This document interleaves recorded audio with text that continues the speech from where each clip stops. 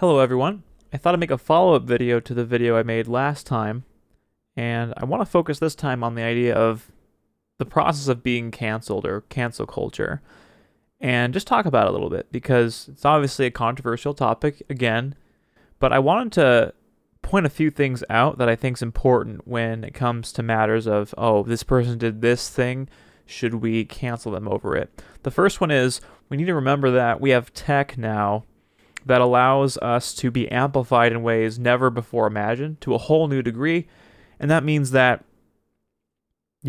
people's worst mistakes can most likely become how they're defined.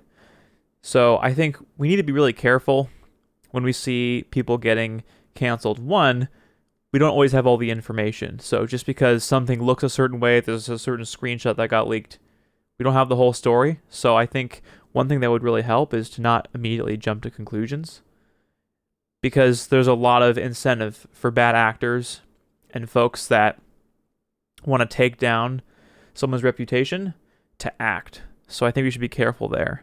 The second part is, one thing you should probably keep in mind is if your feet were held to the fire with the same level of scrutiny that's being leveraged against micro celebrities, community figureheads, whatever it may be, I think you'll find that you have a tarnished reputation as well, because invariably you've done something you're not proud of. And we all have, right? So let's bear that in mind as well and not be so quick to be critical. I think about the story in John 8 where there's this adulteress and she was caught in the act of adultery, and these men were ready to stone her, and they encountered Jesus. And they say, hey, shouldn't we stone this adulteress as Moses taught us to? And Jesus says, let the man who has not sinned once cast the first stone.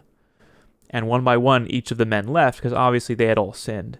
And Jesus encounters the woman, and she asks to be forgiven, and he pardons her. And I just think, at the very least, we should probably handle the situations that arise with more humility and understanding that we're not necessarily any better than another offender. Now, of course, if there are victims, and it's true they've done something terrible, that should be appropriately dealt with. They should be punished commiserate with the crime that they've committed, whatever it may be. But I just want to be really careful about the idea of cancel culture. Why? What's the incentive? And very specifically, to what degree should they be canceled and how?